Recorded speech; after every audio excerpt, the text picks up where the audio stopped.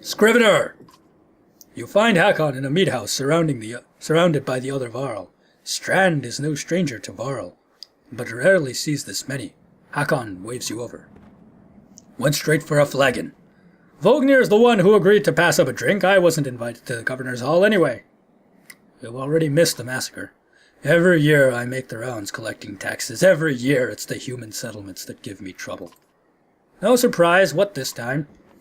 When I got here to the Great Hall was already full of bodies. We added a few more. Ha! Humans! I guess if I only lived as long as a Yakspart, I might be desperate to make something of myself too.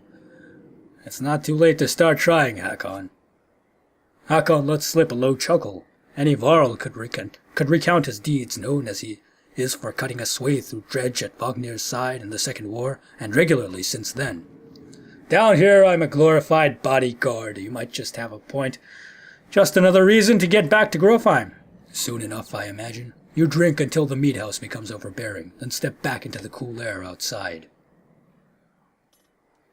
Okay, there was like no point to doing that. I feel like, who cares, right? At dawn, you're awoken by delivery of goods. At least you think it's dawn. Damn hard to tell with a sun that never moves. The governor's crest adorns the supply leathers? I don't know what that is. All there, just as promised, to your mild surprise. You wonder if Eirik had anything to do with that. Plus 20 renown? Your guards take the treasure wagon down to the gates. Vognir is already there. A while later, Ludin and his men appear, groggy and disheveled. Mogr steps forward, Vognir's quartermaster, if you recall correctly, in charge of his unwieldy entourage of warriors. You know him only in passing. He asks if you're ready to depart. We're ready! Yeah, there's nothing else to do. You follow Mogr and join the other. Why are they named like all these hard-to-pronounce names? Usually the smaller doors set into the gates would be enough to enter or leave the city, but the town guards have been told to push them open entirely. They mutter things about under their breath that are best not heard. Perhaps the government expected you to draw a crowd, but there is nothing of the sort. Just frustrated, tired people. It summarizes Strand well as a whole, you think. Can we get going now, please? Hey, look, we have a banner. It's almost like some kind of a saga.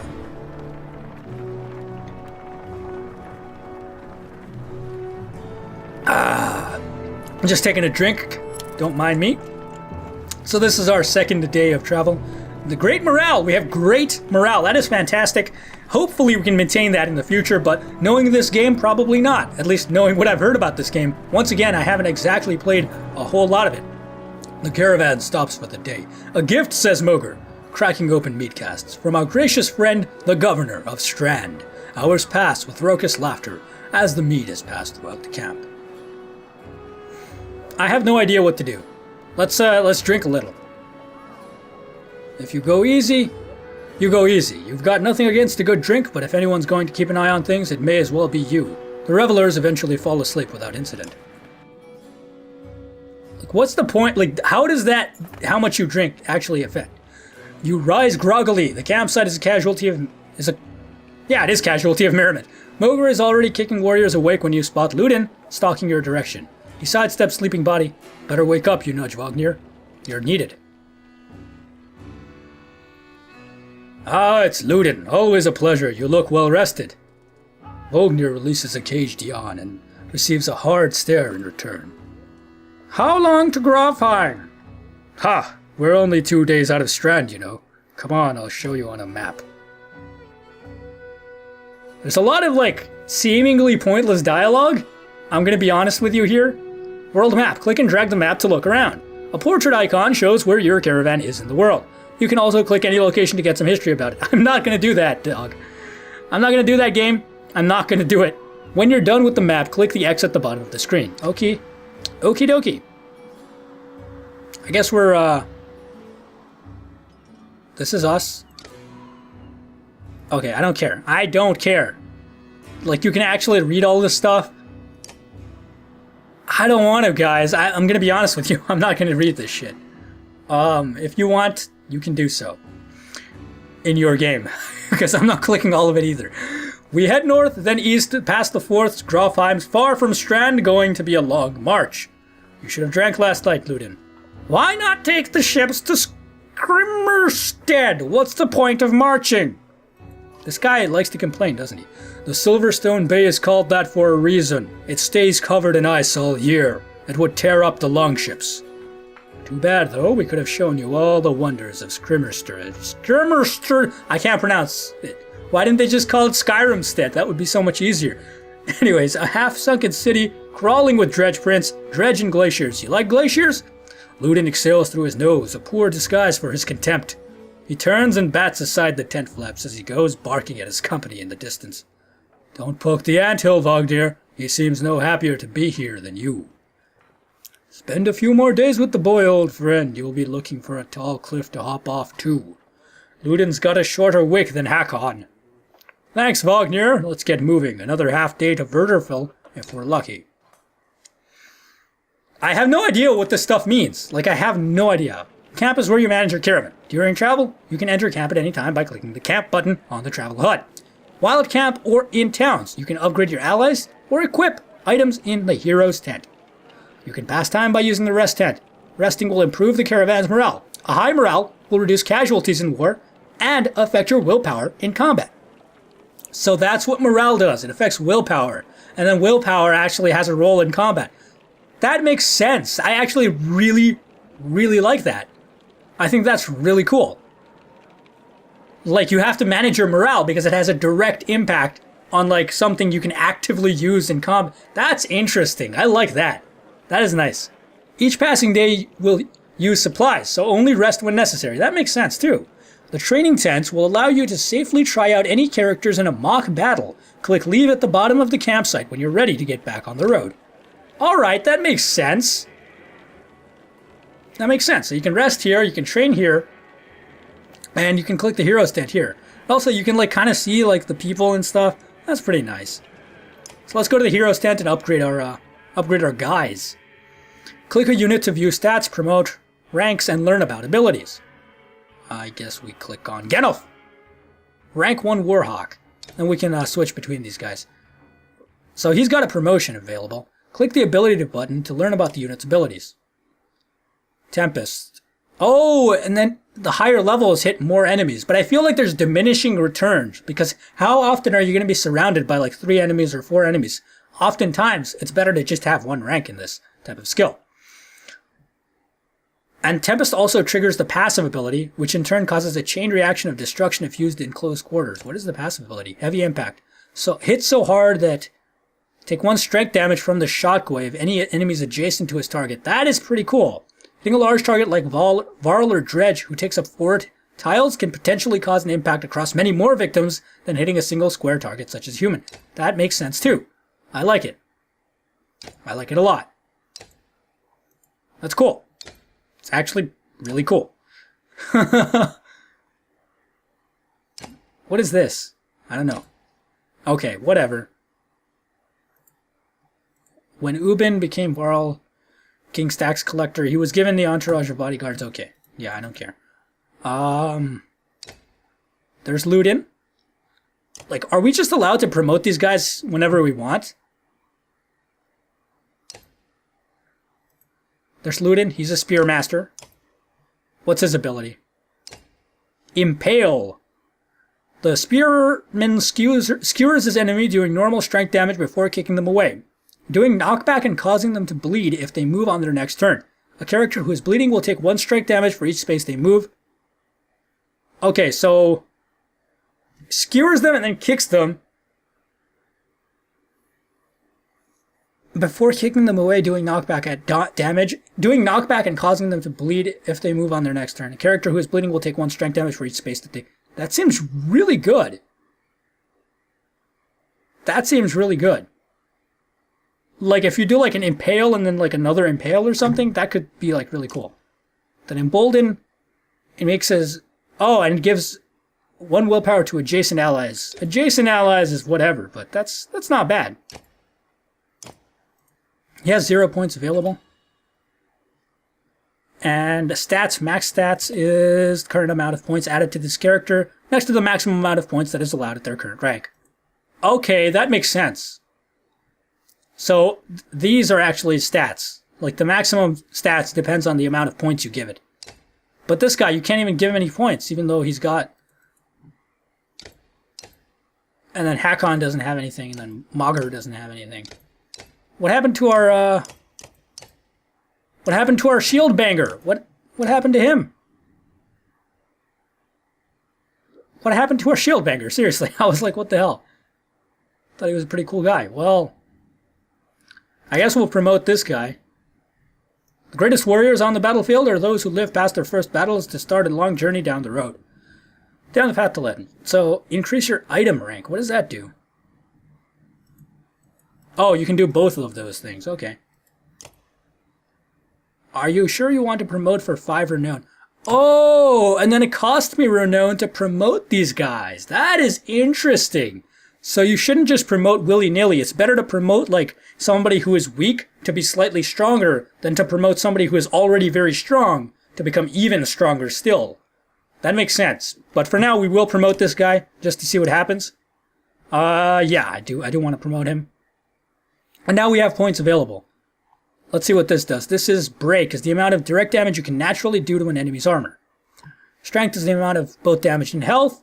Armor blocks damage. Your strength minus their armor equals damage. Okay. Ability is unique to each person. I don't really think that increasing ability is necessarily all that good. I'm going to be honest. It doesn't seem fantastic. I will give this guy 1 exertion point just in case, because like, well, I don't know if I should, right? This is where the difficult choices start to come in. But, see, I don't know how useful this actually is to upgrade, because it hits 3 enemies, sure, but do you really want to kill 3 enemies at once? I don't think so. I think it might just be better to give this guy another point of shield break and another point of strength. Yeah, that's fine. He's more of an offensive type character anyway, so I think it should be fine. How do I go back? Okay. And yeah, that's it. Oh, this is turn order too, so we can like adjust who goes when. I think this is okay for now. Although, I don't want this guy to go first, actually. I think it might be better to have him actually go last. What does this guy do? He's a shield master, so his ability is to strike adjacent enemy for armor damage before hunkering down and boost his passive ability. Can create a forward charge that punishes enemies for getting up on him. Okay. This guy's the Spear Master and this guy's the War Master. I don't actually know what this guy's ability does. We can take a look. Hits even harder than an average warrior with no chance to miss. He can wreak havoc with additional +1 strength and +1 break damage to the target plus bonus to heavy impact. Sundering impact is best used when carefully positioned to impact as many enemies around the target as possible in a single strike. Okay, and then it's heavy impact, so yeah, it can hit more enemies. That's cool. I think I will still go with this guy first. We can put him up front and then use his like anti-getting gangbanged skill to actually do stuff. Let's try training. I just want to try out all the options. That's the only reason I'm checking it out. I'm probably not going to use it in the future, but we'll see. Training tent allows you to test your party against a team of clansmen of equal power. Training fights never injure your allies or grant renown, but they do let you test strategies and safety. The trainer will give hints about playing effectively and has something to say about each ability. Come here to test out new characters as they join you. Click End Training to stop battle at any time. Okay. I probably should have like selected the place where I want my guys to be, but okay.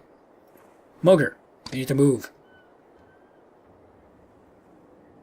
Up here, I guess. Yeah, that's good. Oh, shit.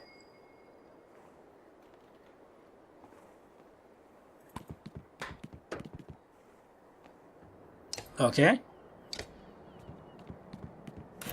Oh, no. Block their movement. Shield wielders to the front.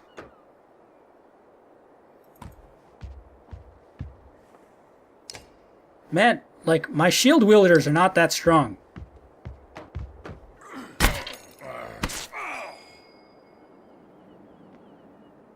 Now this guy can barely do any damage at all. I guess what I can do is like something like this. And that was stupid because now I can't use Tempest. Oh well. Okay, let's attack him. No, that's only going to do like barely any damage. This guy's probably going to die now. Oh no. Okay. What does Bring the Pain do? Break damage to target. +1, return the favor. Okay, I think I actually just need to attack.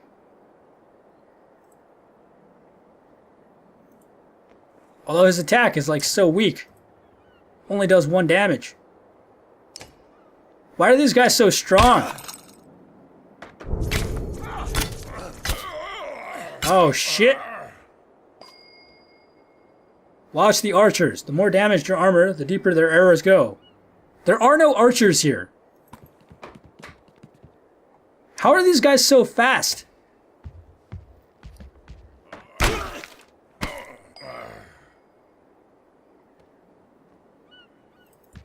Okay, we can do this at least.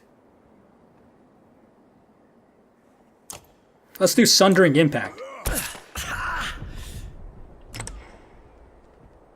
What?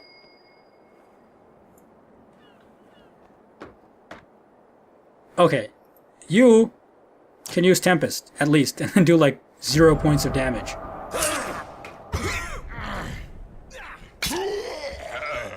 Oh, shit.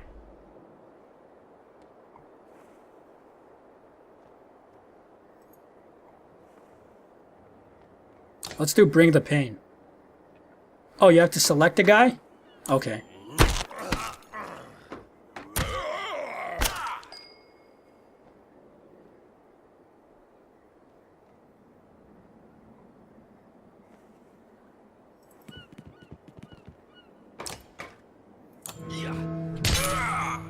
Why is this guy so resistant to everything?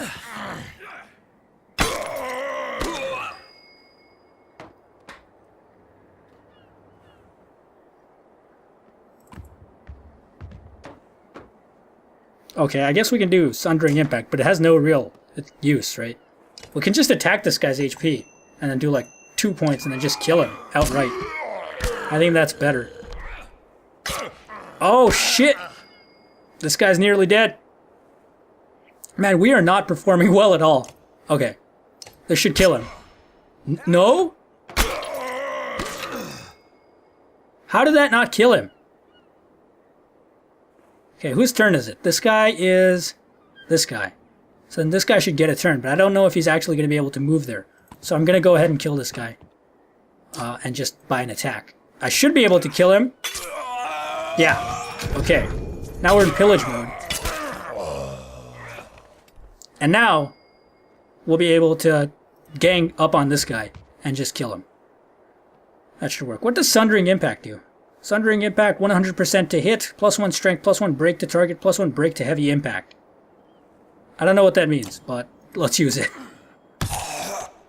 Okay, that did the job.